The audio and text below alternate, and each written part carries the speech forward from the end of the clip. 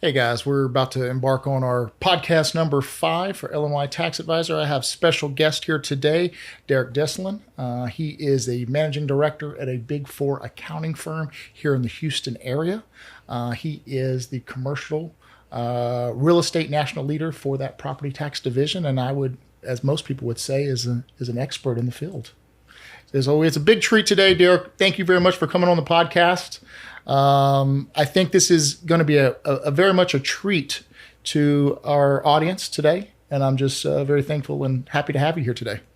No, I appreciate you having me on. A little bit, about us is we go way back. I started actually as a LNY client. We became friends, and now I've been your client and your friend now for what, 8-10 years? Yeah, absolutely.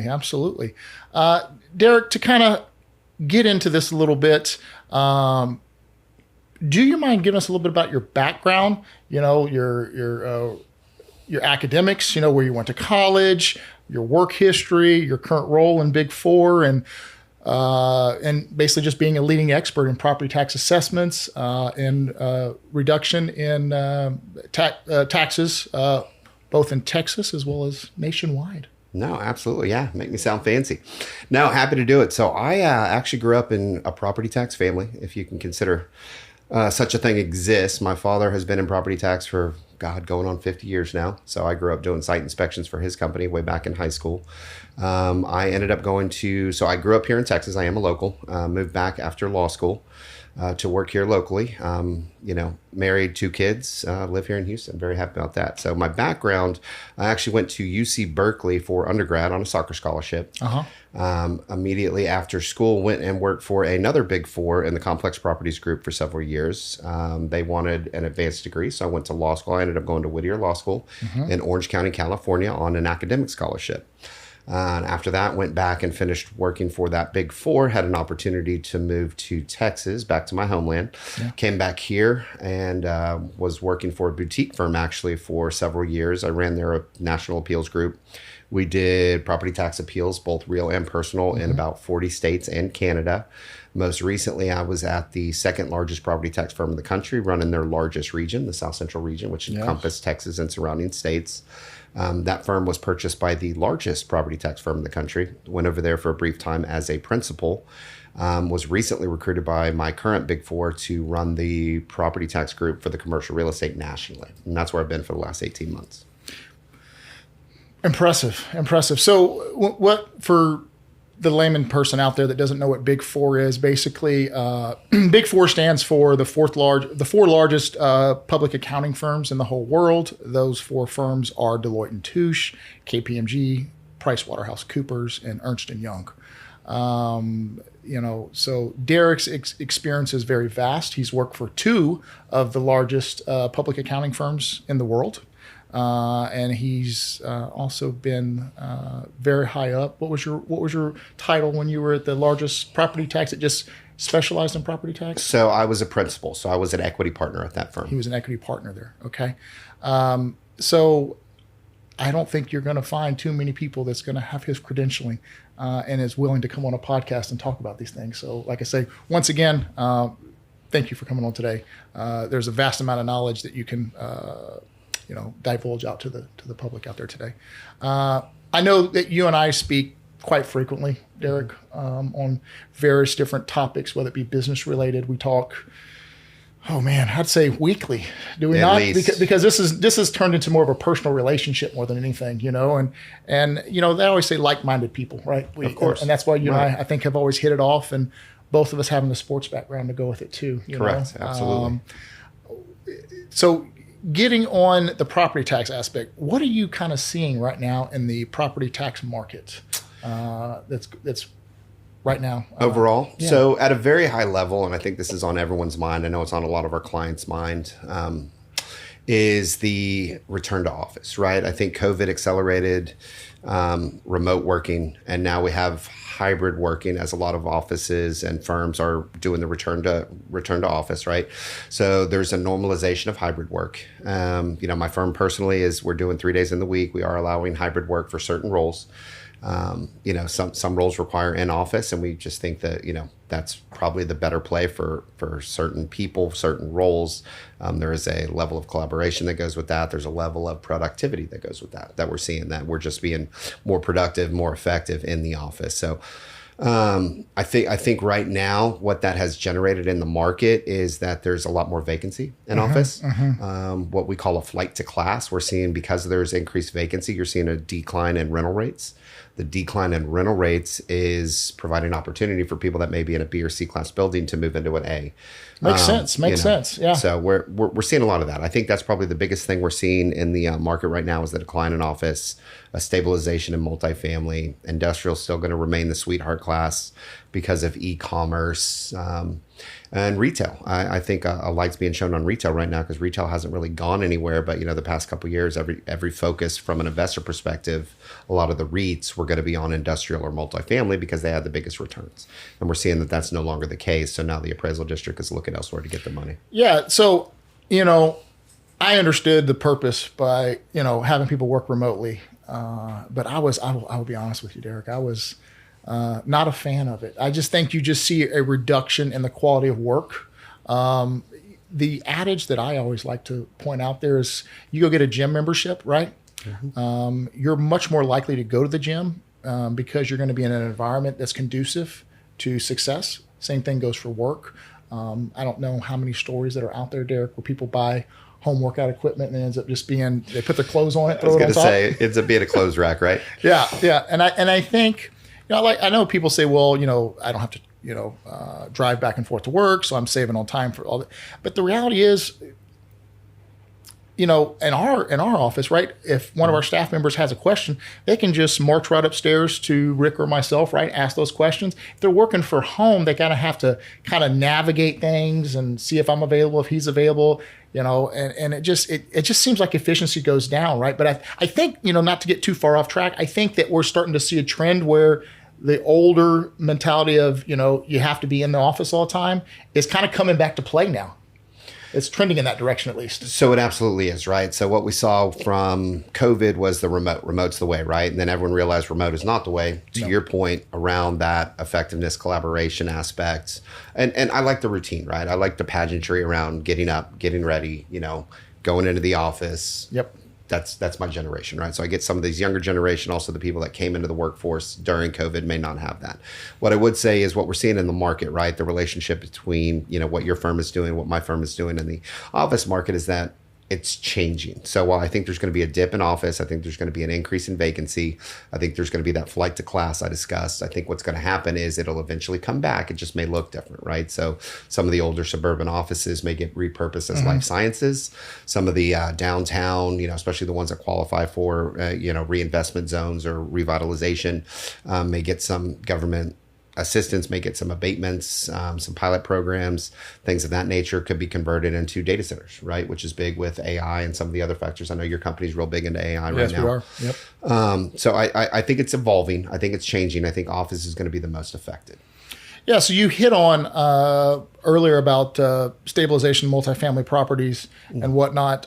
Would you also say, in your opinion, at least this is my opinion, so I'm assuming this would be your thoughts as well, but like inflation kind of played into this to kind of help stabilize the market because, if you're doing like triple net or something like that on these rentals, if you have to do repairs or any maintenance on the facility, all the costs has went up drastically now because, let's be honest, inflation has killed a lot of us, unfortunately.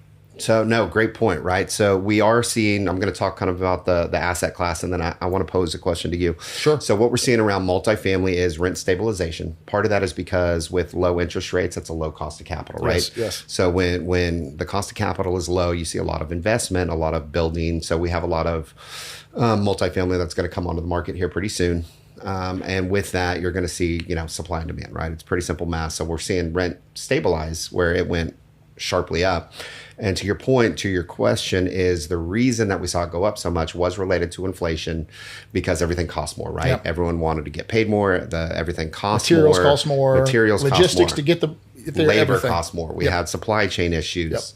Not to mention, I think a lot of your clients, I know we've had this conversation, are experiencing increases in repairs and maintenance because of cost of labor, cost of materials, significant increases in insurance. We're seeing that especially for our multifamily clients. Great point. Just because insurance, like I'll use, there's a major insurance company that's leaving California for that reason. Several smaller firms here in Texas have become insolvent due to all the flooding, Harvey, tax day flood, Hurricane Beryl that just wiped us out. The most outages since Ike. So it's just hard to have effective and cost-effective insurance. So we're seeing expenses just go through the roof, and I think that raised rents for a while, but now they're at a point their vacancies caught up. So. Yeah. Gotcha. Absolutely. Makes sense. Do you think the county appraisal district are trying to make up for some shortfalls by raising values in the retail, industrial, and residential sectors? So I think to a certain degree, I don't want to necessarily say they're raising it, like it's an intentional kind of thing. You don't want to sound like it's conspiracy. Right, exactly. But here's what I would tell you. I think that when the county and cities do their budgets, ISD included, we're talking about inflation and increased rates, everything costs more. That goes both ways, right? So the appraisal district costs more. Their costs are increased. Teachers' pension funds need to be funded. Salaries need to go up. And so, to a certain degree, they want to hold values as much as they can. They want to increase the tax base as much as they can because their budgets aren't going anywhere, right? Their budgets aren't just automatically going down. Even though Texas has a surplus, we're now seeing a decline in the office market. And look at it like this. And I know you and I have had this conversation, is in any given market, any major market in Texas, I would say 55% of the tax base is made up of commercial properties. 55%. Yeah. So that's huge. Yeah. Because from my perspective, if I were just, the audience out there, I'm looking at go like, there's not nearly as many commercial properties out there as there is residential. I mean, look at all the explosion of all the new homes, especially with lower interest rates. But you're saying that property tax makes up 55% of the revenue over residential. Right. So residential is only 45%. Yeah. So when you have a major class like office, take what we're anticipating to be a 30% decline year over year in tax values, and keep in mind that there was new legislation that was just recently passed to lower the tax rate. So that's a double hit to the revenue they're going to generate this year. Yeah. So that's going to be a shortfall. That is going to create a budget shortfall, and the appraisal district will want to make that up where they can. So while I don't think... so they're going to get aggressive is what you're saying. Yes, they're getting aggressive. They're not going to be malicious, but they will go out and they are going to push the envelope on values. And that's going to be affected in retail, which has been largely ignored. I don't know if you know this number, Derrick. I don't mean to interrupt you here, but and if you don't know it, that's fine. Because I know a lot of stuff we talk about here on the podcast is very ad-libbed, right? We want to be as natural as possible. Like there are specific subject matters we talk about. Sure. But we don't want to sound scripted because we're certainly not scripted.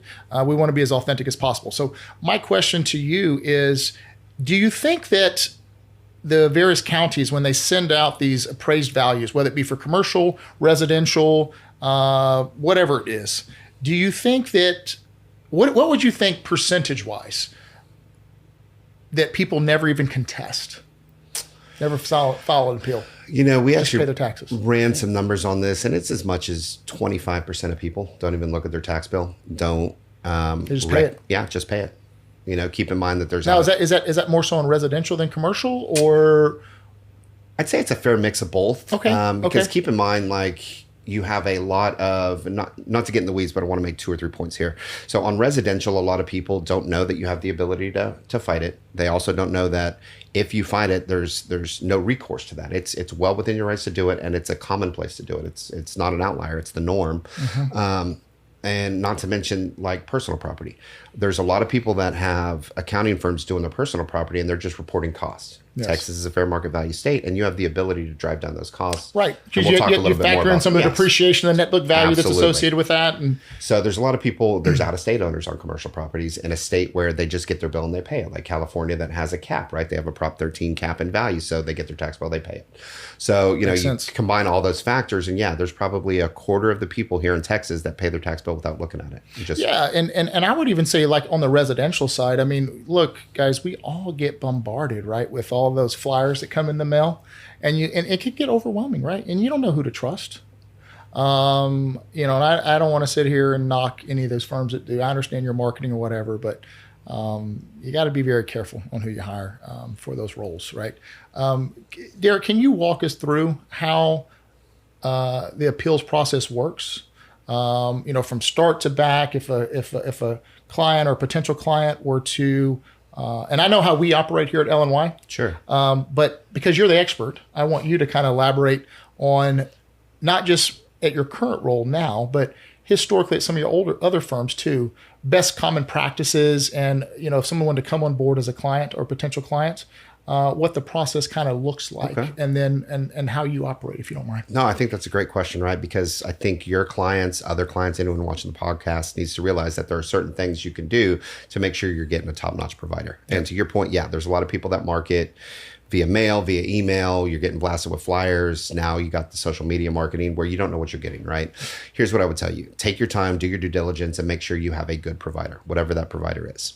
So at the Big Four, I've taken what I learned growing up, watching my father do it at multiple firms, 2 Big Fours, and kind of put together what I consider best practices along with the best practices of the firm.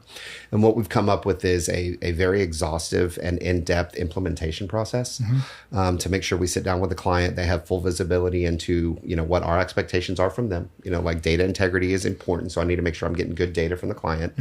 And then their expectations for us. Yeah. And what he's referring to, guys, when he's talking about data integrity, it's the same thing that we do, not just for property tax, but do the same thing for sending out what we call these tax organizers for income tax purposes. I know these can be very tedious things to fill out. I promise you, Derrick or myself, we're not just trying to task you with a bunch of different, honey-do lists to kind of fill out.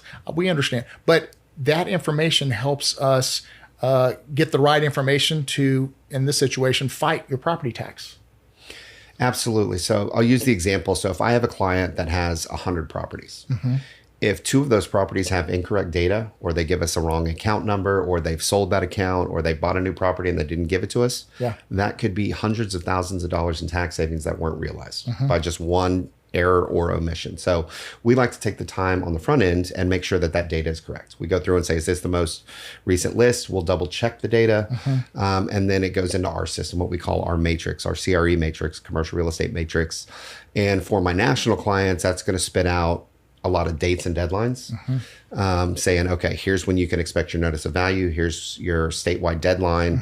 A lot of states outside of Texas have what we call a notice value deadline. So you may have 30 days from the date of your notice.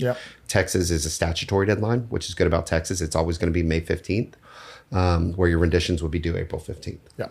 So that's half the battle, right? Data integrity, getting everything into our system, visibility to the client. And then what we do is we make sure to have quarterly business reviews. So we call them QBRs. And so after every 3 months, January, February, March, we're going to meet in April and we're going to go through everything that was done. It's an updated matrix. And then we're going to talk about everything that's coming up in the next quarter. And we found that to be extremely effective. And then come January, once you close your books, if you're running on a calendar year, we sit down with you and we go through the year. And so by having these quarterly business reviews, and clearly, as a client, we let you establish a cadence. I have some clients that I talk to weekly. I have some clients I talk to monthly, but most of them are good with the quarterly business review from that level of, just finding a rhythm to communicate. Yeah. And just to hit on that even more, I think what Derrick's elaborating on here is continuous client communication. If you're not constantly in contact with your clients, how do you actually know what's going on? Right. So if whoever you hire, if they're not doing those things, you're not going to get the best benefit for you. I say it time and time again. They're an extension of you.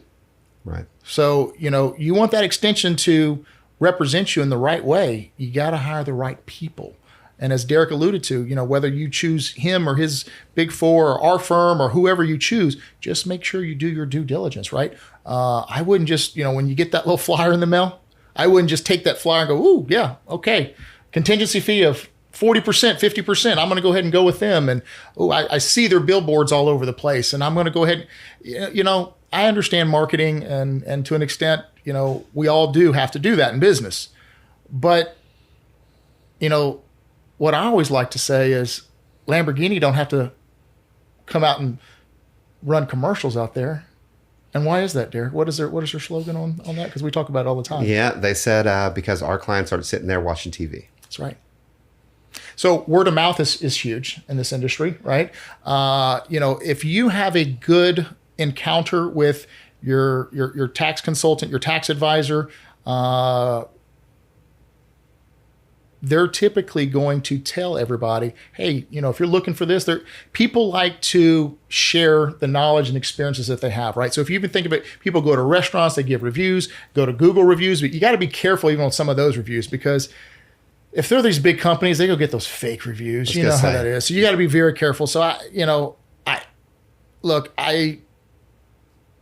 I can tell you how we operate. It's 100% authenticity with our reviews. Here's what just integrity and character matter. Absolutely. Here's what I would say to that. That's how I found Jake. Was a friend of mine was using him as an accountant. I had an issue with my accountant, and I said, okay, can you put me in touch with an accounting firm that can kind of help out somebody in my situation, right?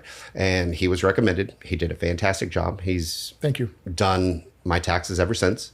He and I developed a personal relationship around that because we do think alike. We level of integrity, client service, all of that is on par with, how I treat my clients is how he treats me, even as a personal friend. And after 8-10 years, he still calls me for my quarterly business review. And I'm like, just text me, bro. Like we're friends, I've known you a decade, but it goes to show, and that's a word of mouth example. And we're the same way, right? Like do your due diligence, meet with your person, make sure that they take an interest in your property. Cause at the end of the day, the firms we're alluding to, and I never want to disparage my contemporaries, but at the end of the day, the firms that we're talking about, you're low hanging fruit to them. They just, get you in the door. Yep. Maybe they work on it. Who's actually working on your property? Is it a first year, student that's just working the summers, or is it somebody with Jake's level of experience, my level of experience? It's going to sit down with you, walk you through the process and make sure you're being taken care of. I want to share a story with you. I know it gets a little bit off track, but I have a client of mine today that he was a good friend of mine before I got into taxes. I worked at one of the 4th largest oil and gas chemical plants in the world. I was a chemical operator back then, and so him and I worked together. We lost touch of each other after I left the company and started my accounting work experience. And so he ended up getting a couple of notices. He had some back taxes or whatever, and maybe he didn't even know I did that. I don't remember. But anyways, so he got a little postcard in the mail, and so he hired basically this company to come out there and help him through the audit, and the back taxes. He paid them $5,000 up front. Then after, from their perspective, once the $5,000 had been fully utilized, and I think all they did was get like a power of attorney on file and maybe a couple phone calls, they asked him to do another injection of $2,500. So he was about $7,500 in. And these notices continued to come. There was really no work being done. But this was one of those big companies right here in Houston that they were mailing these postcards out. Finally, he just got frustrated. He'd already paid in $7,500. He'd heard that we were doing that as well. So then he reached out to myself. I got him in. I think we were $2,000 and we had it all completely wrapped up. And he was already $7,500 and nothing had really been done. They literally had a call center. So when the person would call, they weren't even credentialed. They weren't even qualified. They were literally a calling center. And they were just taking people's money left and right and basically frauding them and not even doing the work.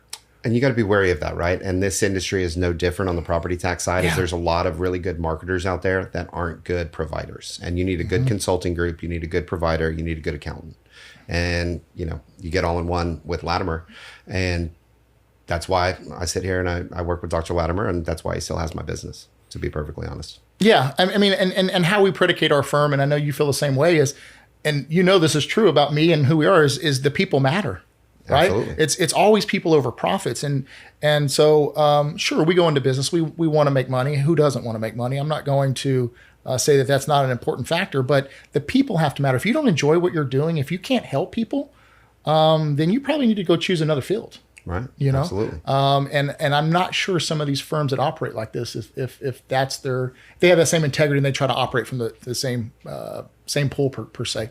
To kind of back up a little bit, Derrick, over the years, you have so much experience. You've got to be able to provide the audience one of your big success stories that you have. Is there one that you can maybe think of off the top of your head? Sure. I have one that comes to mind. And I think what makes it a successful win is not just the amount of money we were able to save for the client, but the difficulty it took to get there. Okay. Right. So it's kind of a 2-in-1, if you will. And so I had a client, they owned a large office campus here in Houston. So it was a Harris County Appraisal District case. Okay. This would have been during Hurricane Harvey in 2017. They were hit extremely hard. Feet of water for days, if not weeks. Yeah. But this company, and it was an office campus, and this is, keep in mind, this is to contextualize it, pre-COVID. So everyone was in the office and they needed their office. They weren't set up for hybrid work. They weren't set up for remote work. So the company, instead of waiting for the insurance company to come through, and that was going to take months, if not longer, because we're talking high 7 figures to get the building up and running. Multiple buildings actually, is they went in and they came out of pocket to get their office fixed, remediated, safe, to get them back. And so keep in mind, if memory serves, this would have been maybe September when Harvey hit, sometime around then. Okay. Yeah. And so in Texas, your lien date is going to be 1/1. So 1/1/24 is going to be your lien date for your 2024 taxes, which would then be paid January 31st of the following year. So in this case, it would have been 1/1/18 for the 2018 tax year would have been their lien date. They were up and running as of 1/1/18. So they got their notice value for 2018 taxes in April, and the value of the property actually went up. They took what was over $100 million office campus, and they increased it about 20%. Because they had put all this money into the property, and Harris County went and said, oh, okay, we don't care about Harvey. We're not going to give you any deferred maintenance issues because you guys were up and running and improved on 1/1. And so we had to go in there, and we had multiple conversations with the appraisal district. They, I think, offered us something like $4 million in value to go away. Okay. Informally. We clearly did not take it. We took it all the way to the ARB, and I was able to secure for them at the ARB, which is the first round of appeals, pre-litigation, a $40-something million cut. They got over $40 million in value had been wiped out. Removed at the ARB. So we were able to go in there. We put together, an exhaustive case, receipts, pictures, everything you can possibly imagine to go in there and let them know that this was not a property that had been improved. This was a property that was severely damaged, and the company was just luckily enough at the time to be in a financial position to get their operations up and running. Right? They were bleeding. They were hemorrhaging. Is what yes, they were doing. They were hemorrhaging. Every day that they were shut down, they made the decision to invest in the property to get reimbursed by the insurance company, and we were able to effectively convey that to the ARB, which made a good decision. It was a good result. We gave our client over $1 million in tax savings. And we were even able to take that property into litigation and get them additional tax savings. Wow. Look, guys, $40 million. I don't care who you are. That's not a small number. I don't care for Elon Musk. Okay. Right. Derrick, that's a great story, man. That is a great, great story. And look, I would like to just kind of, not just from a monetary standpoint, think about the stress, right, that business owner had, right, that landlord had. Right. With the hurricane pushing through, all the damage that had been done, literally him or her, whoever owned it, right, or whatever company owned it with the various shareholders, think about all of the hemorrhaging, the financial hemorrhaging, right? And then when the county appraisal came out there to assess such a high value. Absolutely. And the stress now that, Derrick, you were able to, remove from them by, kind of offsetting some of that hemorrhaging now. No, absolutely. That's why I say, man, like the people matter. Like this just didn't, impact him just on the financial side. It impacted his stress. It extended his life, right? Because we know this as business owners that, there's stress constantly, everything that you're doing. Well, and they made that decision, and I'm glad they did, that they were going to invest in their property outside of the insurance company, not knowing how much they were going to get back. They knew they had a fight in their hands. And then to trust in us to go forward and not accept the quick reduction that was proposed to us. I was like, no, we can do better. We're going to fight to do better. And we're going to make sure that this number ends up where it needs to, right? And see, that's what I love, because we're the same way, Derrick. We're not just here just to get a client in and out, right? And accept whatever the first offer is. There's a lot of companies out there that do that. Can you elaborate on that? Yeah. So, we talked. And what's their process and what's their logic behind it, why they operate like that? Sure. So, in our industry, specifically in Texas, so for those of you that don't know, being at a national firm in property tax, Texas is always the number one market for property tax.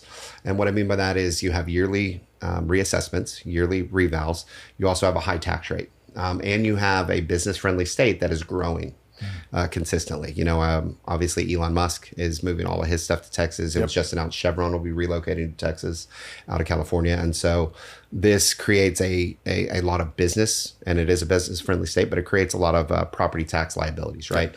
And so our job is to go in there and fight for you as our client to lower those liabilities. And so what we're seeing is other firms use that to their advantage. I hate to say that, but they really do. They go in and it's the 80-20 rule, right? They're going to focus on the 20% of properties that make them 80% of the revenue. It's called the low-hanging fruit, right? Yeah. They're going to go in and it's a quick appeal. They're going to take the quick buck. We see it a lot where they'll take that first offer and we just don't. We're going to get the right offer. Sometimes the first offer is the right offer, and I'll advise my client around that. More often than not, it isn't. Yeah.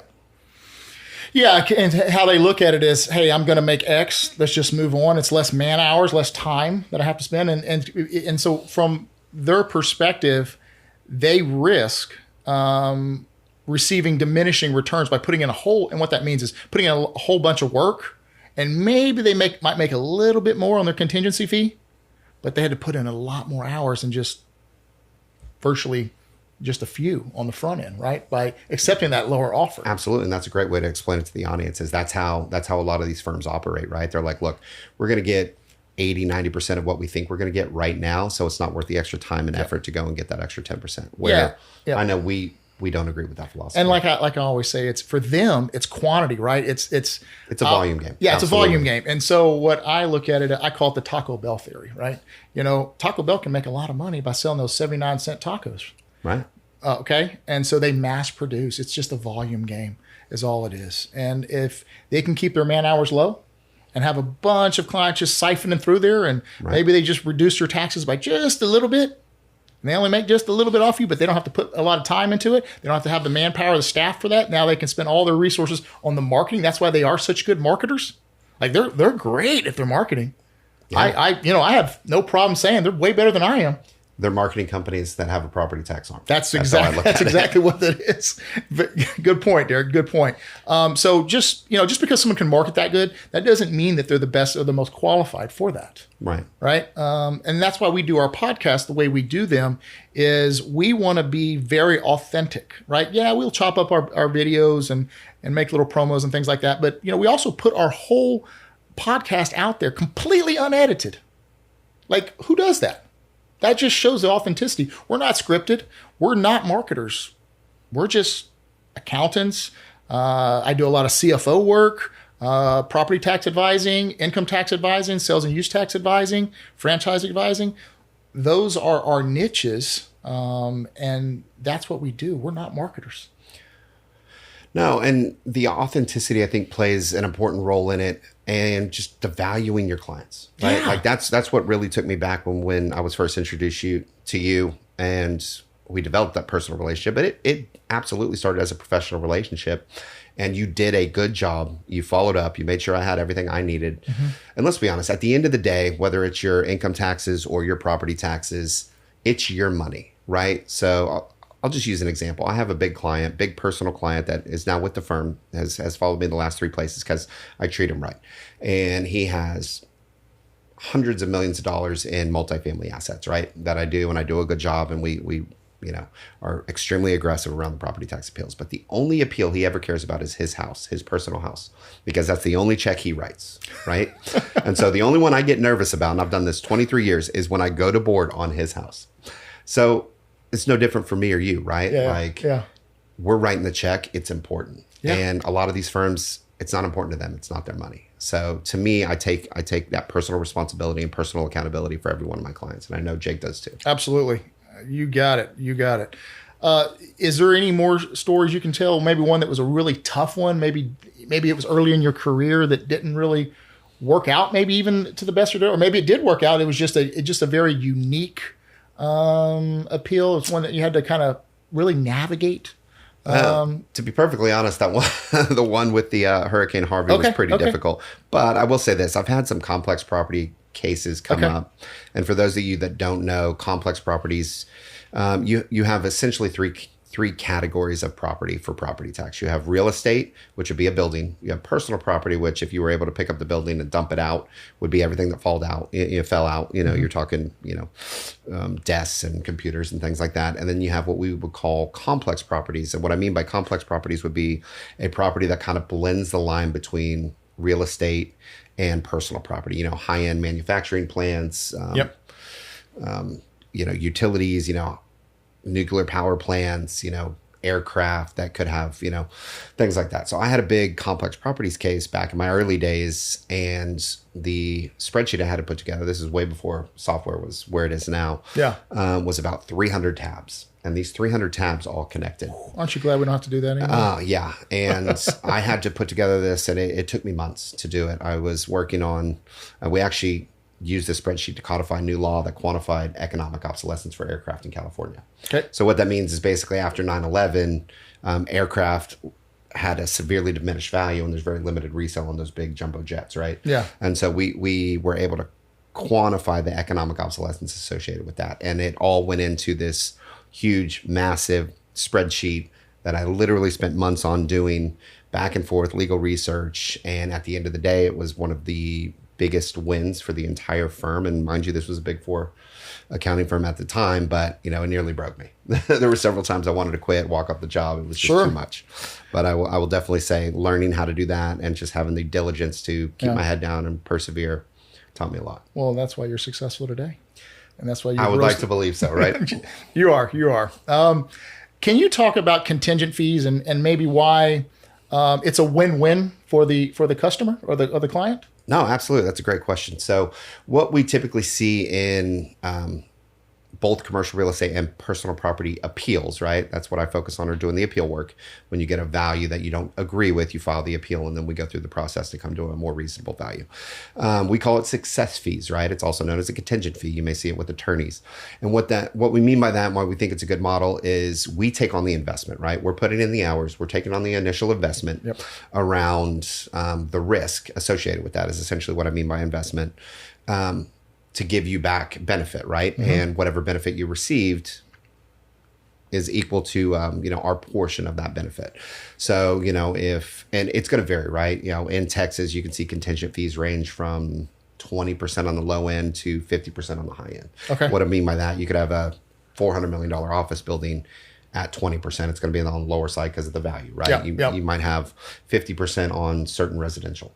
So it definitely varies, but it also equates to how much time, effort, and money I'm going to risk on the front end. Yeah. I'm going to invest in myself. I'm going to invest in appraisers, invest in attorneys to get you that result. So we think it's a very successful model for what we do, because if we don't win it, if we don't save you money, you don't pay us. Yeah, absolutely. I mean, it's basically a sliding scale. I would, tell you from my experience that, look, don't necessarily make your decision. It is important, right? Like, so if you have someone that's going to represent you, and let's just say person A is 40%, person B is 50%. Okay. Right. We're talking about residential here. Sure.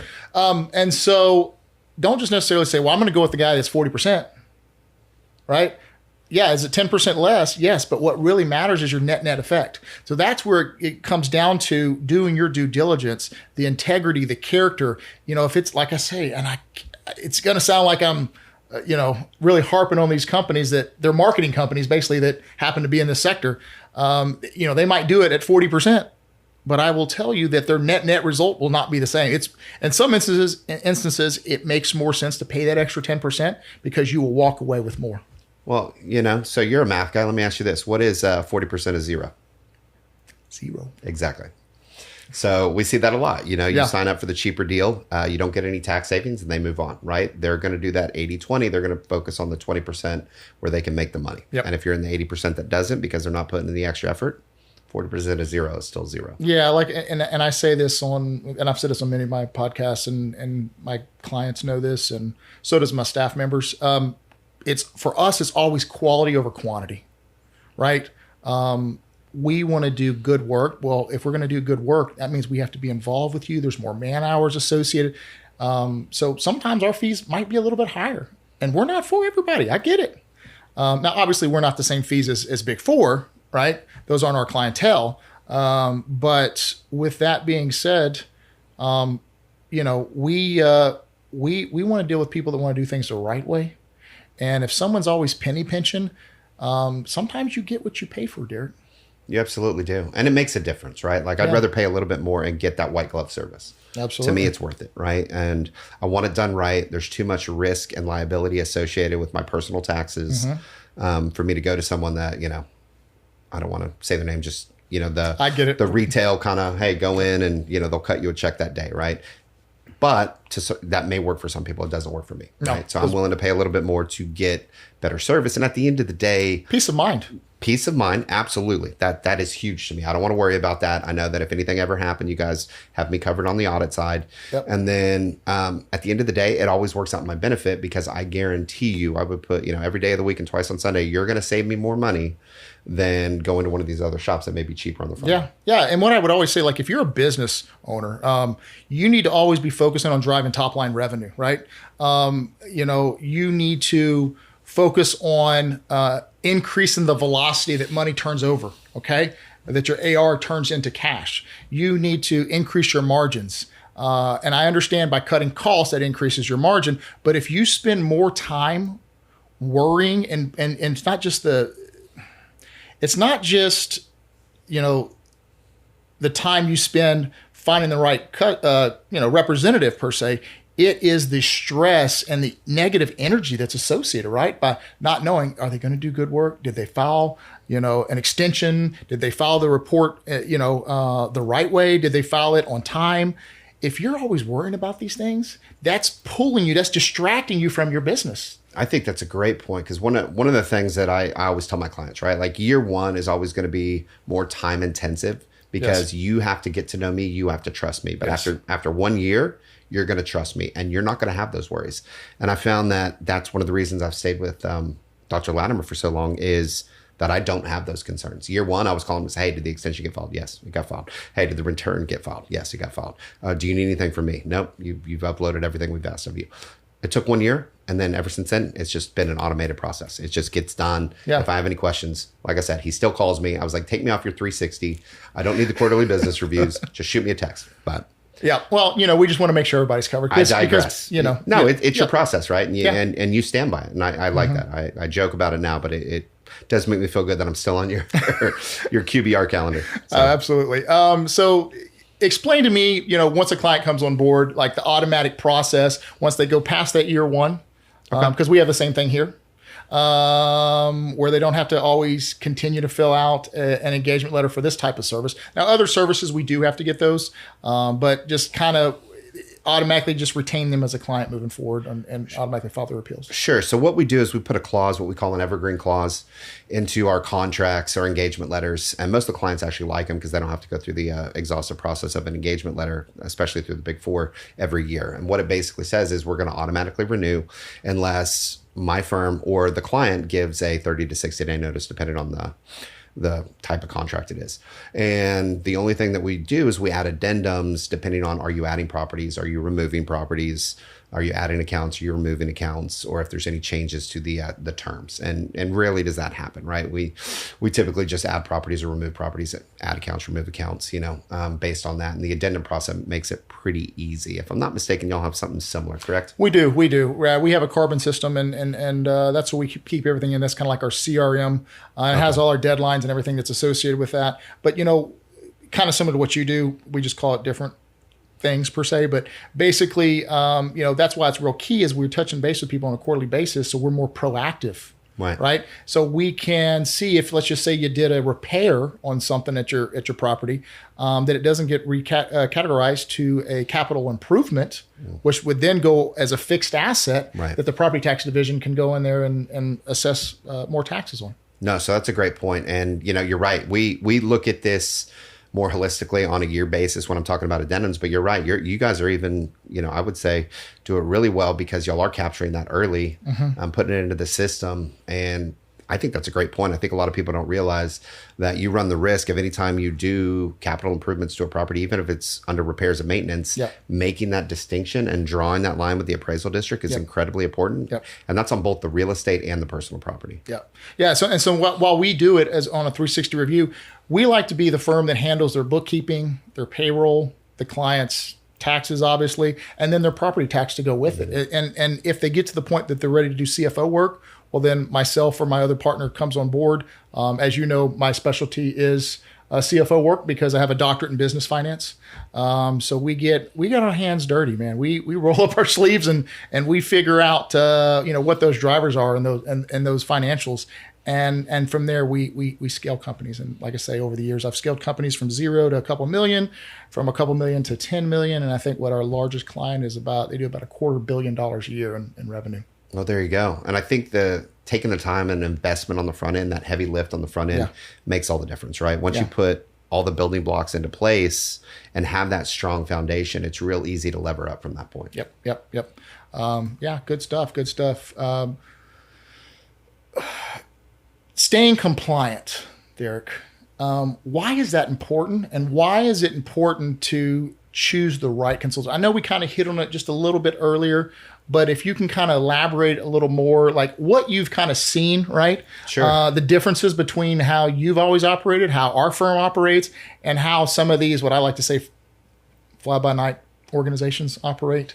Go ahead. Yeah, no, go ahead. No, so compliance is crucial, right? We've kind of harped on the appeal side of things for both real estate and personal property, but what often gets overlooked from what I've seen is the compliance portion of that. And so everybody that has personal property rendition requirements, return requirements, if it's outside of Texas, all it takes is one missed tax bill, one missed rendition, one missed filing, and you're looking at a minimum of 10%. And then in certain cases, it can run continually around that. Yeah. You don't get that back. And to get penalty and interest waived is next to impossible unless, you have a hurricane that knocked over a mail truck. Like, I kid you not. So the compliance portion is crucial because that's going to be your front end reporting standard. And if you have somebody that misses deadlines, misses tax bills, you can't get that money back, right? Like, they may say, oh, we'll cover it, or we'll do this, that, and the other. I want you not to miss it in the first place. And a lot of times their E&O won't even cover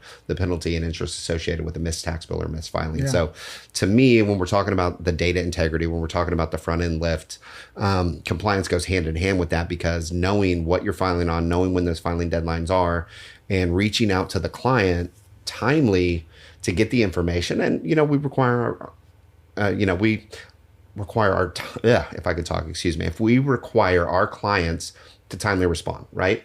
But part of that is we got to reach out to them, not the day before a rendition is due, reach out to them months in advance and say, hey, here are the deadlines that are coming up. Yep. Here's the information we're going to require. We'll send a follow-up to remind you. We get it. People get busy. But at the end of the day, having a provider that takes the time and makes sure nothing gets missed is huge around compliance. It's just absolutely can make the difference between being successful and literally floundering. Yeah, I mean, look, man, I'm from the South. I know you're from the South. And, I always like to say I like to go break bread. I want to make sure that if someone's handling my finances or my taxes, I want to be able to talk to those people. I want to be able to know those people. I want to be able to know those people's families. Absolutely. Right? I don't want it to just be somebody, that you talk to on the phone that is basically someone you've never met. You know nothing about them in their personal life. Because I have a theory, Derrick, and that theory is it's like a light switch, right? Whoever you are in your personal life, you're the same person in business, right? You're not, you're not a certain way in your personal life and a different person in your business. So I want to know, like, do you have integrity? Do you have the character that I want to represent me? Are you that individual? Are you that person that I know I can trust that will take my back? And if you're not that person, if you're not part of that inner circle and you're messing with my finances or you're messing with my taxes, I don't care. I don't care if you're going to say, somebody else says, well, I'm going to do the work for 5, 10%, 20% less, but I don't have that warm and fuzzy. I don't know who you are or your character or your family. I just don't want to do. It's not worth it to me. It's the unknown, right? Right. It takes time to build trust. We've had that conversation, right? We've both had to fire clients that we didn't, you couldn't trust them. They lacked integrity. Yep. They wanted you to do things like, I know I've personally had to fire clients that wanted me to report a certain way that I wasn't comfortable with. Yep. I'm not going to do that. Nope. And to your point, I've had personal relationships with clients where I find out they're not a good person. I don't need them in my professional life either. Nope. And so we've had to make those hard decisions. But to your point, I think that finding the right person from a business and personal perspective that you just connect with, right? You have similar views on integrity, on family, on, religion, whatever the case may be. To me, those make very, very good long-term symbiotic relationships. Absolutely. I agree. Yeah,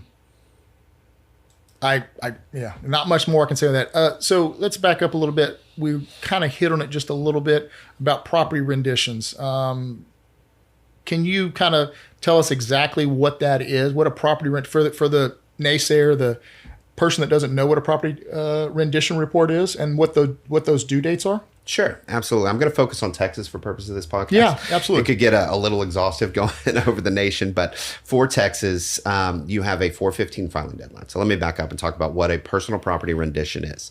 So in Texas is a self-reporting state. And what that means is if you have personal property, which like we talked about, it could be a desk, it could be a computer that assists you in your business to create revenue, you're required to file a personal property rendition to report those assets. Again, it's self-reporting, and there are some thresholds in Texas we can talk about in a little bit, but you're required to file that. It's a very simple 2-page form. It does need to be notarized, and it is due on April 15th. In Texas, you have a automatic 30-day extension, but it does have to be filed by 4/15. So if you need an extra 30 days to gather your documents or whatever, as long as it's filed by April 15th, and I tell all my clients this, make sure that it's sent certified mail because it is a postmark deadline. Or if you take it to the appraisal district, and we have, I know Jake's company does this, I know my company does this, we can actually take it up there for you and get a stamped copy. So you have that for your records, but always make sure you have some sort of documentation that you either filed your rendition or you filed your extension on the due date, because otherwise you're getting hit with penalty and interest. Yeah. And so filing those renditions is of the utmost importance. Filing timely, equally as important. And what I would say is when you're filing, if you have any questions, right, what we see a lot in Texas is maybe you have an accounting firm filing and they're filing based on cost, historical costs. They're allowing the appraisal district to go in and put on their own depreciation tables. Texas is also a fair market value state. And what that means is you can establish your fair market value, right? You can go in and what we call a good faith estimate of value. You are allowed to put that good faith estimate of value. The county can also choose not to accept it. They don't have to accept that value. And a lot of times I'll have to go in and defend that value. I'll come up with a good faith estimate of value with my client, depending on the type of property it is, the type of industry it is. We can spend some time around depreciation tables, depending on the asset, right? There's a lot of very special use type of assets that don't fit into a category for the appraisal district. And so we come up with a value that we think is fair and appropriate. We file together and then we defend that value. I know, Jake, you do something similar. What do you guys do here? Yeah, we do. And one of the things that I want to kind of hit on this and why we really want to be an all-encompassing firm that is multifunctional in the sense of we handle your accounting support, we handle your tax filings, we handle your CFO, everything that I just said, income tax, all that. The reason that's important, right, is if you have a business, you need to have your books done every single month. You need to, at the bare least, you need to review your financials on a quarterly basis. You need to start making your business decisions. So why is that important when it comes to property tax? Well, the reason that's important when it comes to property tax is because if you don't have your books updated by the end of the year, and now you've either, you have a new asset on the books, or you've taken an asset off the books, we've got to have that information before we file that property rendition report on 4/15, or we have to file that 30-day extension. If we don't have your books up to speed and you're thinking, well, you know what, I'll just do my books when it gets to my normal income tax filing, and I know that my firm will file an extension for me, and so now my business taxes aren't due for income tax purposes, federal income tax purposes, aren't due till September 15th or October 15th. Well, we're already past that deadline for property rendition reports. Absolutely. That's why it is incumbent upon the client, right, to either be able to provide a fixed asset schedule to send that over to us, that we have to constantly stay in contact with the client, or we're going to miss these assets. And there might still be an asset on the books that's no longer even in play anymore. Okay. Just about to say and that now ghost assets are a problem. Yeah. Right? And now you're being taxed by the county officials. And you haven't had that asset in service for 3 years or 2 years because, you've gotten kind of lazy. You've got lackadaisical, hadn't filed your taxes in the last couple of years. Look, you got to do things the right way. You got to have a firm that's going to look at everything. Like I say, we use a 360 review, right? Where we look at all aspects. So we make sure that there's no stone that's unturned, right? So I always say this, right? So if you just choose a firm that just handles property tax, and then that property tax firm doesn't communicate with who's filing your taxes or doing your accounting support. Right. I know people always say, well, I have a bookkeeper to do this. I have a CPA or an EA that's going to file my taxes for federal purposes and state purposes. I have a property tax firm over here. I always say, well, why don't you just select a firm that handles all that? Everything is in-house. So I would say this. I think that is of the utmost importance, because I've been with property tax only firms, and what we found is there's a big disconnect between, your income tax guys and your property tax guys, right? And they're not always communicating. What you may be filing on a Fed tax return is completely different than what we're filing on a property tax rendition, right? So to me, having one firm that can do it all is incredibly important. And just efficiency. Absolutely. Like the left arm and the right arm have to talk to each other. You have to be consistent. And let's be honest. I mean, when it comes to fixed assets, if you're having them done internally or somebody's not paying attention, we find a lot of ghost assets. We actually have it happens a lot more than people think that it does. I know Jake's firm does this too. Like when we're talking about this front end lift, we go in and we do an exhaustive review on all fixed asset listings that we receive to make sure there's no duplicate assets, make sure there's no ghost assets. And we're able to go through pretty effectively and find that, okay, this is a 16-year-old computer. Do y'all still have this? Are you still using this? This is a 22-year-old printer. Is this still in play?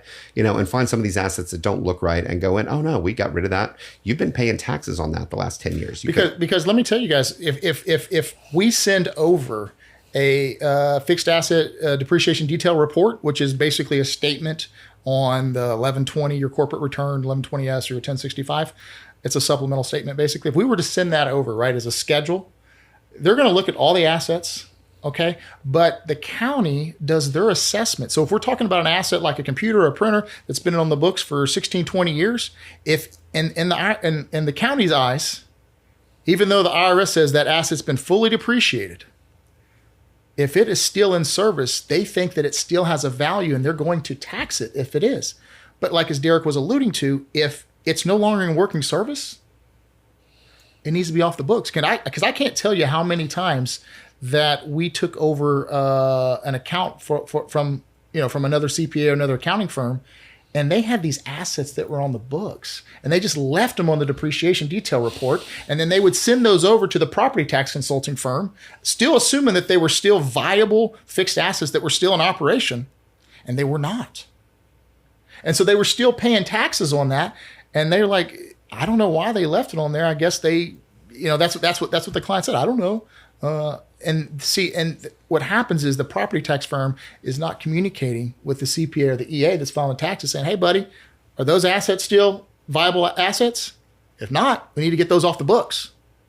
Okay. Exactly. This doesn't look right. It doesn't look right. Okay.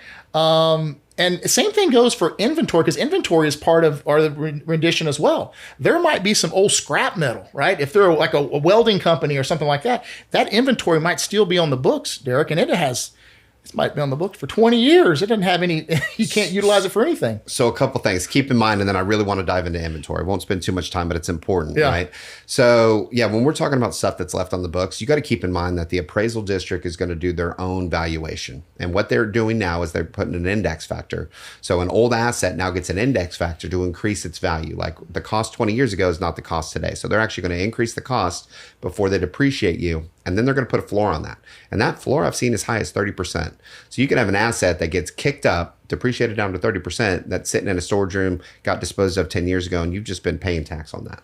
So that first and foremost, while scrubbing your assets is so important. Not to mention a lot of accounting firms will sit there and report assets that aren't taxable. It could be leasehold interests. It could be software, things like that. And so it's very, very important to have a provider, a consultant that knows what is taxable in each given jurisdiction or state and what is not. So it's not getting reported, because the appraisal district a lot of times won't go through and pull those out. They'll just put it under and you'll pay tax on it. So I did want to put that out there because that's incredibly important, just to talk about why it's so important to have a good provider to go in and do your renditions. And then in regards to inventory, same thing.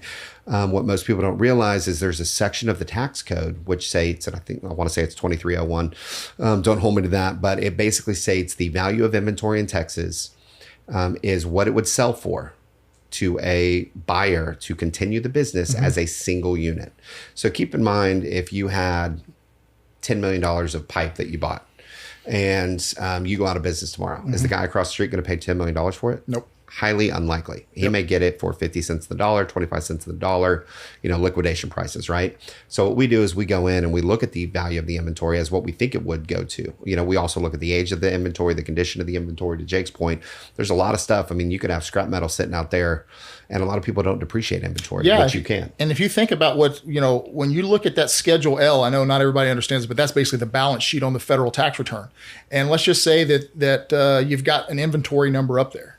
And I've seen this happen time and time again, that inventory number that's shown on that balance sheet is the prior year, now the current year, and it's just a rolling number. And that number might roll that just sits on that balance sheet. And let's just say it's 30,000, 40,000, whatever that number is. Hell, it could be $1 million, okay? That just sits there and rolls from every year after year after year, right? And there's never any change on that. Well, guess what happens? That inventory has to be reported, to the property tax division.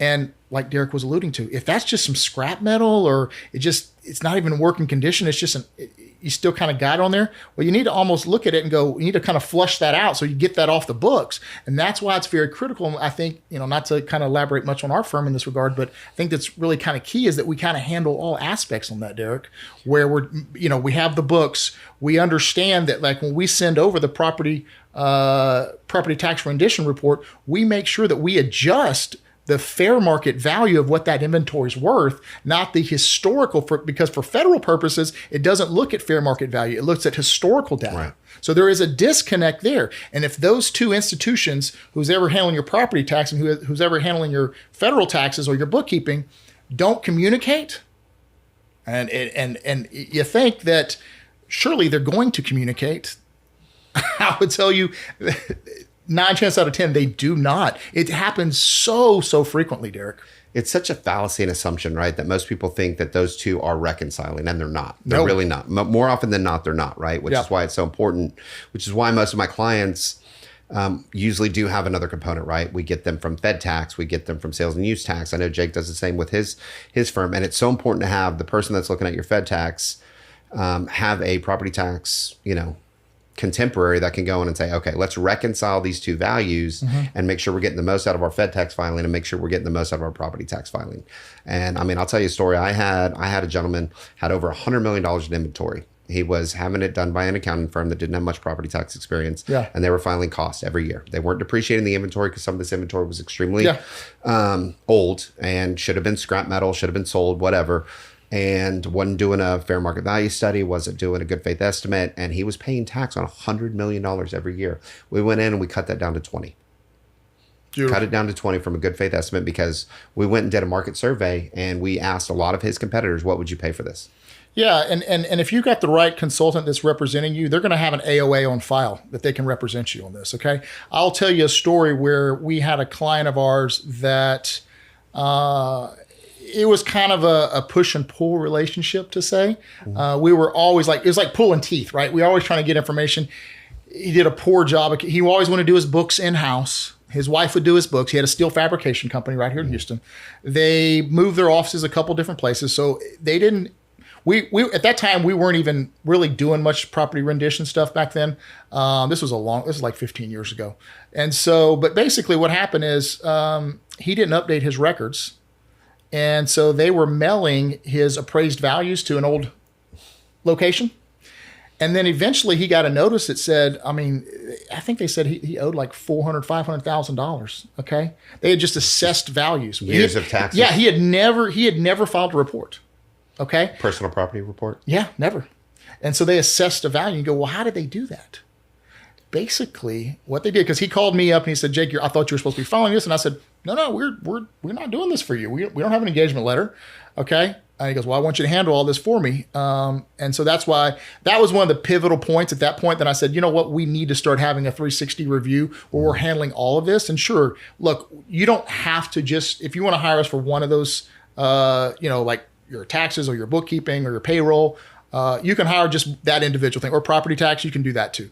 We recommend we handle all of it though, just because we want to make sure that nothing's missed. But in this situation, what happened was he actually they put a levy that he hadn't paid taxes. Yeah. And they came up and was knocking on his door. And basically, when I talked to the appraisal, what they told me was they went to his website. And when they went to his website, they saw that he had listed all these pieces of equipment that he had and all the pictures that they were just random photos. He was marketing himself that he could do more than what he didn't even own like 90% of this equipment. Okay? He didn't even own 90% of this equipment. And so, but it had went on for like 3 years, Derrick. Well, and it can, right? And they're like, you. And so let me tell you something. It was a long process, and we got it way down. But what I told him, he goes, well, why would he have that listed on his website? I said, well, I don't know. I didn't build his website. I don't, it's not what we do. I can't ask that. I said, I can just tell you what the client said is we had hoped to get there. And so he marketed himself that he had those pieces of equipment. He had this type of work and this type of inventory. And the reality was he just didn't. Well, and let's be honest. And I'll give you so that's a great story. He was trying to fake it more before fake it till you make it, right? Yeah, that's what he was doing. And no, it's a great story, and it brings up an important point, right? So a lot of what the appraisal district does, right? And so this is important for people to know if you own a business. If you haven't filed a personal property rendition and you own a business, file. Mm-hmm. Go to Jake. Sit down, have your 360 review, and file something. And we'll talk about thresholds around that. There's a lot of small businesses where you may have heard the $20,000 threshold. We'll talk about that. But what I want to put out there for everybody is if you're not filing, file, because the appraisal district will file you or will find you. They'll go through the Secretary of State. They'll see if you own an LLC. They'll research you. They'll find a website. Yep. And what they do is they try to determine, and they're going to estimate. They don't know since you haven't filed, right? They're going to try to find people that haven't filed, that are not being compliant. Mm-hmm. They're going to go in and say, okay, this person owns an LLC. Here's their work address. They look to be a mid-size, manufacturing. They're going to put you into their model. We think they have $250,000 in personal property, and you're going to get a tax bill just like this gentleman. And if your website isn't up to date or your Secretary of State filing isn't up to date, they're going to send these notices to an old address. And if you don't file, you don't answer, they will come after you and they will put a levy on your property. They will send nasty notices from, law firms like Linebarger, where you're going to say, oh, now I owe all this penalty and interest. Yep. I owe on a value of assets I don't technically own. Mm-hmm. And all this can be avoided. One, if you're filing or using an expert to file, or if you do receive one of these notices, reach out to Jake. He has a lot of experience with this. He can negotiate. You'd be surprised how well you can go in, negotiate your value down, get a lot of that penalty and interest waived. There's correction forms and other stuff that we can do to help you on that. But I would just say this: if you have a business and you're making money in this business, make sure you're filing your renditions. Yeah, absolutely. And like you said, if you have less than 20,000 in assets, you can always check that box, right, Derrick? That just shows, hey, we don't have to provide a supplemental statement that's associated with that. Correct. So in Texas, that's the threshold, right? So if it's below $20,000, then you just check a box. You still have to file. I want to reiterate that point. Yes. You still have to go ahead and fill out a rendition, get it, because it does have to be notarized because you're certifying everything on there is true and correct. Check your box, and more often than not, you'll just get your little notice. You put a good faith estimate of value on it. What do you think your assets are worth? And you move on. But make sure you have some integrity around that. Make sure there's a reasoning for your good faith estimate. If you say, hey, I think this stuff's worth $2,500. Okay, you bought it for $5,000 2, 3, 4 years ago, right? Okay, that makes sense. Don't have $100,000 in assets. Check the box and then move on. Make sure you're doing it the right way. And keep in mind, people like Jake, people like myself, this is what we specialize in. We're going to make sure that you are paying the lowest possible amount in taxes that you're legally obligated to do. Yeah, so you hit on that a little bit. What recourse do you think that taxpayers have for property rendition tax? Everything I'm hearing for you, and I agree with it, but I just kind of hear it from the expert here in the field. Sure. Because I even know that there's things that we're really good, but this guy is amazing. And what I would say is, even when we find ourselves a little bit out of our scope, I'll reach out to Derrick because our relationship. I'll ask him, hey, what do you think? What's the best way, right? So even if something's a little bigger than what we're accustomed to, and we handle fairly large engagements. I told you earlier, some of our clients, right, up to $250 million a year in revenue. With that being said though, there's some few items that kind of are a little outside the norm per se. And Sure. I've reached out to you or whatever. Of course. And you've helped guidance on stuff like that. So we have the resources here, even if something seems a little big. And if it's too big, then we'll just outsource it to Derrick over at the Big Four. But with that being said, what recourse do you think? It just make sure you have the right proper tax consultant. Was that pretty much? So first and foremost, right? That's number one and number two. And what I would say is that weird stuff happens. Tax code is constantly changing. Yeah. We're seeing a lot of leadership changes at the appraisal districts, especially up in Dallas. Just here in Montgomery County, where we're sitting now, just had two chief appraisers. One was let go 2 years ago, and then the interim was just recently let go. So there's a lot of changes in leadership, and this creates an evolving dynamic. Mm-hmm. And what I would say is stuff happens, right? Weird stuff comes up, and I've had to consult with attorneys, and and Jake and I have done that back and forth. If I have an accounting question, I'll come to him and say, hey, can you kind of walk me through what you would do here? And he comes to me for weird out of scope property tax stuff. And so what I would say is make sure, one, that you have a good consultant. And I do say consultant when it comes to doing your property tax rendition, right? Accountants are very capable to do that, but they're going to most likely file it as they would a Fed tax return, right? They're going to do Fed tax depreciation schedule, straight line depreciation. They're not going to look at a good, for the most part, I'm not trying to talk about everyone, a good faith estimate of market value, which is crucial to filing a rendition in Texas. So when you do have your rendition filed, let's say that you're filing it internally, let's say you have an accountant filing it, and you get your notice of value. Mm-hmm. So in Texas, you do have a statewide filing deadline of May 15th, unless you receive your notice of value after that statewide deadline, which happens, right? So it's 30 days or May 15th, the later of the two. So if you find you're receiving it happens a lot with personal property. So you get your personal property notice of value. Mm-hmm. That comes in June 1st. All right. So now you want to file it by June 30th. So review your value, see how it compares to your rendition. If it looks high or you think it's high, consult an expert if you're filing internally. Yep. And have us review it, right? Come to Jake, have it do a 360 review. He'll review what was rendered. And keep in mind that just because you rendered it doesn't mean you have to accept that value. No. So we've seen a lot of times where an accountant will render something and it could be $10 million. And they come to us saying, I just don't think $10 million is right. I was like, well, from the way they rendered, that is correct. But we can make, we can go to the county, we can file an appeal on this value, and we can amend your return. And I know you've had a lot of success amending returns. And so what I would say is make sure that, you file that appeal, even if it's just protectively. Go ahead and file it timely. Mm-hmm. Do it certified mail or stamp copy, and then have a local expert come and take a look at it, right? And just really review your return. We do a lot of return reviews at the Big Four where they're doing it internally, and then they send us the appeal work, right? So we'll review it. We'll review the fixed assets, and we're saying you're overpaying on these 8 accounts. We'd like to file an amended return and do your appeal work. And so that's really what I would say is just make sure you're exhausting every avenue to make sure you get the lowest possible value. Yeah, I mean, I can't emphasize it enough. You've got to have the right people. You got to have the right representative. You got to have the right advisors. I preach this, and I preach this, and I preach this.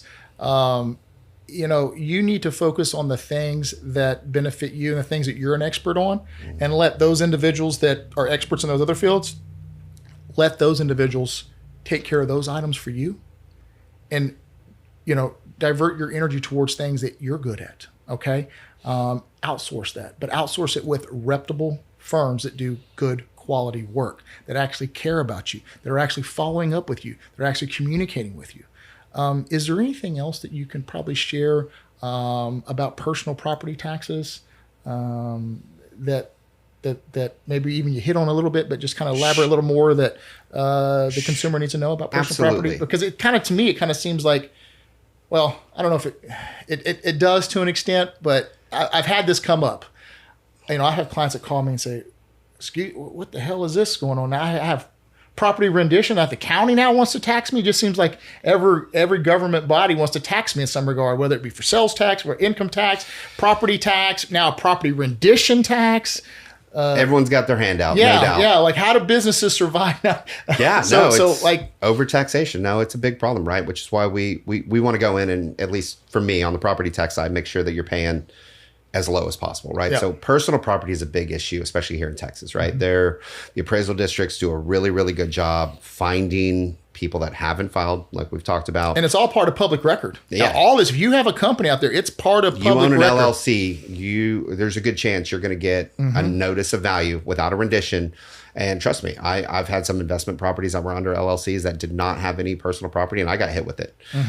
So they're looking, right? So that's first and foremost. It's easy to find. It's easy to find. It's not difficult, guys. Look, I always say this. If you think you're not going to get caught, eventually you will. It's just a matter of time, right? So peace of mind means everything. Making sure everything's filed at the right time, at the right values, saving you money, and done the right way. And then if they still have, you want to get into litigation or they decide that they want to, take another step, you have the resources. As the firm that's going to represent you, do they have the resources to fight it till the end? Right. And if they don't, then maybe they're the not resources and the know-how. And here's what I would say is, one, do the right thing. Two, have the right people in place, because at the end of the day, you can file a zero rendition. That's nothing illegal, but you still need to file. You can file a below $20,000 rendition if that's the case. What most people don't realize about renditions in Texas is there are so many nuances associated with it that most people don't realize, because they have the wrong person filing. It is what it is. And it's not a knock on anybody, right? You just file your federal taxes different than your personal property taxes, especially here in Texas. So in Texas, really, really take advantage of the tax code. Look at your property from a fair market value standard. And what I mean by that is, what would it sell for? That's what fair market value is. If you have a business and you went out of business and you had to liquidate those assets, what is that value? How would someone determine what fair market value is of an asset? Would they look for a third party, an appraisal, or what have you seen historically? So a couple different things, right? So for the most part, if you run a business and you've run a business for a while, you have an idea of what it's worth, right? If you file a good faith estimate, a GFE, it's going to be close, right? Yeah. If you have enough personal property or the value is material, where your taxes are a material amount, I suggest, hiring someone like you to go in and do a study on it. And there's a couple different ways to do a study. And what I mean by that is, if you're filing, let's just say from a historical perspective, last year was done by an accountant and he filed cost on the federal tax tables and that value was $10 million. You have Dr. Latimer and his team go in and do an exhaustive review. They found some ghost assets. They're putting a GFE value on your inventory and they knock it down to $3 million. The appraisal district's going to notice that, right? Last year was $10 million. This year's $3 million, but maybe $3 million is the number. You're going to get hit with a notice probably at $10 million. And then you're going to need to go in and support your $3 million. You file the appeal and you go in and support your $3 million. There's a couple different ways to do it. So depending on the type of assets or inventory, you can do an inventory study and you can go in and basically you go and find what this inventory is selling for in the open market. Yep. And you can line it up. And I know Jake's built these, we've built these, and depending on if it's 100 million or more, you may want to go and get an appraisal with a local expert, which I have many of. I know Jake has many of. So there are different avenues. And I think depending on the materiality of the actual rendition it's always a cost benefit. How much do you want to spend versus how much you're going to save? So what I would say is, find the right person, have them render effectively, and then defend that value aggressively. Yeah. So, and I think you've said it best here. You're going to have to be able to substantiate the position that you're taking, right? And when you sign that property rendition report, a lot of times it's got to be notarized, okay? And so you're basically affirming to a government body that everything that you reported on that government form is, in your best estimate, is true and factual, right? It is not fraud. You're not putting, $2,000 worth of assets and you have $2 million, right? So be prepared, right? Like, you gotta sound reasonable. You gotta, we are aggressive when it comes to that, but we can substantiate the position that we're taking. If you cannot substantiate that position, I'll be honest with you, I wouldn't even take you as a client. If you've mentioned this before, right? We've had those clients. Yeah, I get it. Everyone wants to pay the least amount of taxes. Yep, I get it. And, we're very good at what we do. Just give us an opportunity to sit here and explain how we get to that number and how we can support your number. Your number may be right. I'm not saying it's wrong, but give us an opportunity to review it and come to that consensus or support that assertion. Right. And there's a right way to do it, and then there's a wrong way to do it. And how Derrick, you know me, my integrity. How we do business is we're going to always do it the right thing, right? I always say this, right? If you build your house on a shitty foundation And the first time a hurricane or storm comes through, it's going to blow your house down. So we want to make sure we have those pillars anchored down into the ground, because your business should be the same way. Your tax filing should be the same way. You don't want to stress out with having to appeal these things all the time and fight all these things. So much can be, and sometimes you have to, but so much, if you just stay in compliant, you file things the right way on the front end, you have the right people that are representing you. Man, I said it earlier, it's a peace of mind, just knowing your items are being done the right way, so you can focus on your business. You don't have to worry about, has this been done? Has that been done? You don't need to be focusing your attention on that. And if you get to a point where, well, I got time on my hands, and the biggest joys in life is being able to spend time with your family and do those things in life, right? Not worrying about, oh, this firm over here saved me 5%, 10% on the billings, therefore I'm going to go with them, but I never talked to them. I'm assuming everything's right. If you have to micromanage your provider, you need a new provider. Yeah. And at the end of the day, your provider needs to also be able to show you where they're better than your other providers. Like I have this a lot, right? I'll have a client come to me and say, hey, the guy across the street is a lot cheaper. I'm thinking about moving. I was like, okay, let's talk about it, right? Can I see the letter or whatever you received? And more often than not, I sit down and I say, okay, so I know this company. I know the person doing the work. Let's sit down and look at their results. And then let's look at my results. And my tax savings on your properties are going to far outweigh their savings on comparable properties. Yeah. And I stand by my results, and I stand by my client services, right? And if your provider can't explain that to you, can't sit down and show you that they're the best and validate their fees, then you need a new provider. Yeah, absolutely. Look, I'll be honest with you, and it's not to sound arrogant or anything. I don't compete with those other firms. I know what that added value that we bring, right? And it's a reasonable rate, what we offer. But it's not here to willy-nilly and try to negotiate that price down. I'm not interested in that, because I've had people that went other places to get their taxes done cheaper, and then a year, 2 years later, they're right back to us. We call those boomerang clients. They're coming right back. and just because they weren't treated the same way. And like I say, and not to say that you can't still get the same line of service somewhere else. I'm not saying that we're the only firm that acts that in that manner. We're not. There's other great firms out there as well. But believe it or not, there's few and far between. Like I think we're the outliers in this industry. I would absolutely agree with that. I think we're the exception, not the rule. Yeah. And the reality is there's just lazy providers. I'm just going to be honest. They want to make a quick buck. Yeah. Their ROI, their internal ROI is all right. We're going to make as much money as we can, as quick as we can. And it's not focused on the clients. It's not focused on the results. And it's just unfortunately not how I want to do business. Yeah, me either. Like I say, I know that the people we represent are families. Right. A lot of those families have children. And you know this as well as I do, is not only do we end up doing their taxes and whatnot, we do their parents' taxes. I think we do your father's taxes as well. Yep. And so all my family's. Yeah, all your family's taxes as well. And it's because we get to know the people we're doing work for, because they matter to us. Okay. It's not just a numbers game.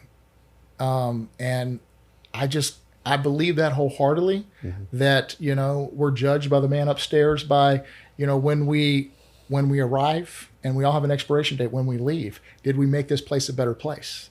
And that's my contribution to society, is being able to help these families navigate through these channels that they're just not familiar with. Well, let's be honest. I mean, people go through challenging times, right? We're going through challenging times right now with inflation, the cost of living. And to be able to have a professional you can go to, rely on, knowing that they're going to not only do the right thing, but have your best interest at heart is important, Yeah, absolutely, Derrick. Absolutely. So I know we've focused a lot on kind of how I do things, and we've had the back and forth between you and I, and we have kind of similar approaches to things. But one of the things I liked when I first came on board is your 360 approach, and we haven't really dove into that too much. Do you mind just kind of elaborating on that? Yeah, so kind of similar to what you do, Derrick, is we have an intake form, right, as well as we intake everything in. I'm not sure what CRM you use, but we use a CRM called Carbon, which is completely cloud-based. Okay. And we take everything in there, and we get to know the client. We'll call several times during the year. We want to know, if we're handling their income taxes. Did you get married? Did you get divorced? Did you have any children? Did you move? We want to make sure that your records are constantly updated. In addition to all of that, we want to know, has there been a rise in income? Has there been a reduction in income? What are your investments doing? So we can kind of plan, and some clients in some instances, they have to file these quarterly estimated payments throughout the year.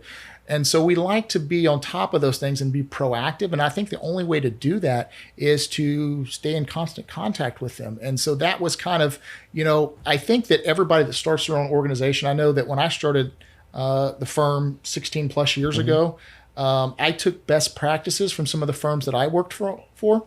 And then, I would always say the landscape has actually even changed. So even how we operated back then is much different than today, right? And so we always want to be a firm that's more about value added, right? Are we adding you value? And, I'll tell you a funny story. So years ago, I worked at a CPA firm in the Heights, and the managing partner there's a guy that I think very, very highly of, okay? A phenomenal guy. He sold his practice since then. He's retired. But one of the things he told me, he said, you know what, Jake? He goes, you're going to learn more about your clients than you ever want to. And in a sense, you're always kind of going to be like a therapist. You're going to become a trusted advisor. They're going to tell you things that you might not want to know. Right.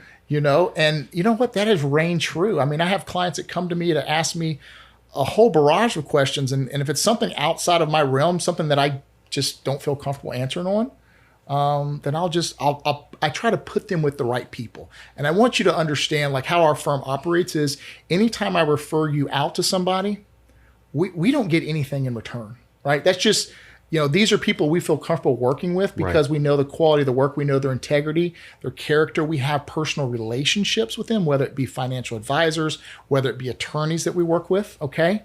Even if it's a client that's too big for us on the property tax side, I might refer it out to you, Derrick. Well, and I've done the same. We've had a lot of sharing of clients because it's a better fit, right? Like I've had clients that, hey, you're just not a good fit for the big four, but I have the perfect fit for you. And I stand by my recommendation to Dr. Latimer and his team and vice versa. And I will say this, you brought up a good point, and I just want to hit on this while I'm thinking about it, is, we joked earlier that you even now keep calling me on my quarterly business reviews. And I forgot about this, but 2 years ago you did that. And I was like, dude, stop calling me. Like, we're good. I see you. We talk like once a week, if not more. We do, because there's so many things we talk about. But you would ask me a couple questions. I was like, look, let me just, check my box. We have a process. I want to maintain the process.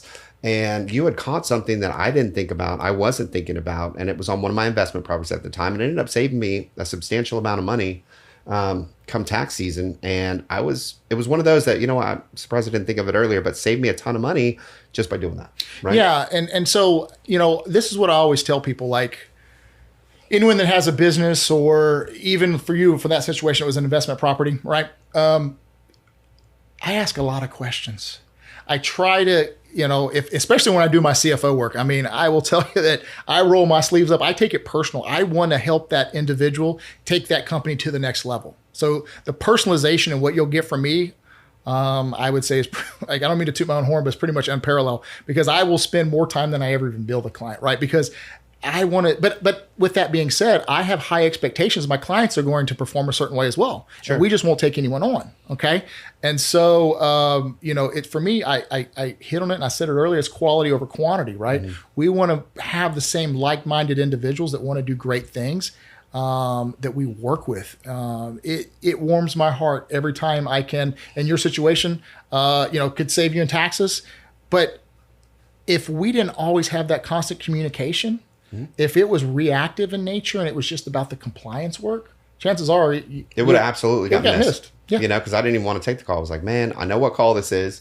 They were like, no, you got this investment property. I had some thoughts. Let's talk about it real fast. Yeah. And you ended up asking the right question and caught something that, previous providers had not caught. And, Yeah. And so, and also with that being said, sometimes when we start diving deep into a client and we kind of feel like they're starting to do nefarious things, that's when we kind of say, oh, we're done, because we want people that want to do the right thing and want to grow.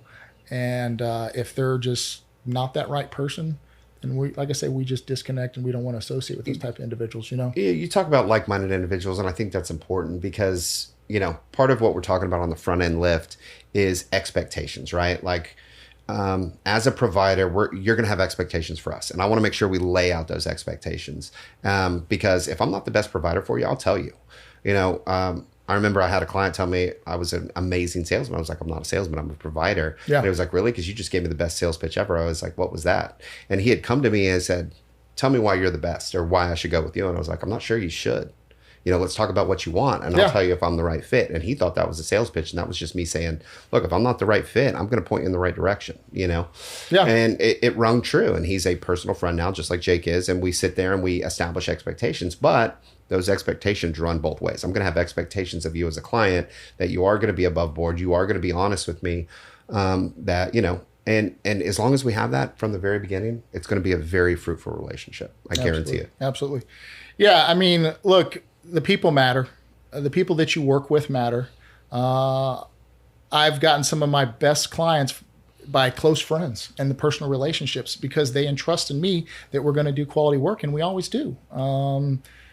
So it matters to have those relationships. Heck, I will tell you on a personal level, a good friend of mine referred over my wife. And so she came in as a client, sat down, met with me, and just came in to do taxes. And,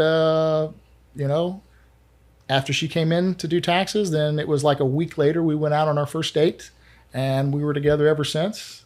And now we're married. But think about it, it was the relationship that I had that put her, in as a client. And it was funny thing is, so I'd never really done that before, Derrick. I guess it's a good thing you're not a MD. Yeah, right. I've never done that before because I don't really believe in doing that, right. But with that being said, and she's just like, I just felt comfortable. Like I could communicate with you, Jake. And you were just very, and she even told me before we went on the date, she said, this is not going to, even if it doesn't work out with you and I, this is not going to change. I think very highly of you. I think you're very competent. Everybody speaks very highly of you. So we still want to do business with you. And they had a couple businesses, and her return and her parents' return. And I always kid with her today. I said, you just wanted your taxes done for free. Yeah, that's exactly. why. It's like you had some complicated returns. Yeah. So, no. But the funny thing is, if in my situation, if we weren't doing the right things, if we didn't have those right relationships, I probably wouldn't have my wife to this day. So there you go. It just, it goes one step further on a personal level. Completely. I understand. But yeah, that's where it's important, man. Constant communication, talking to these people every single day. Derrick, do you have anything else that you want to kind of share? I think we're kind of getting to that point where it's time to kind of wrap up the podcast, not to make it too long. Sure. Anything that you want to share that maybe we didn't hit on a little bit? I would just say this, so I'm going to focus on property tax because that's my bread and butter.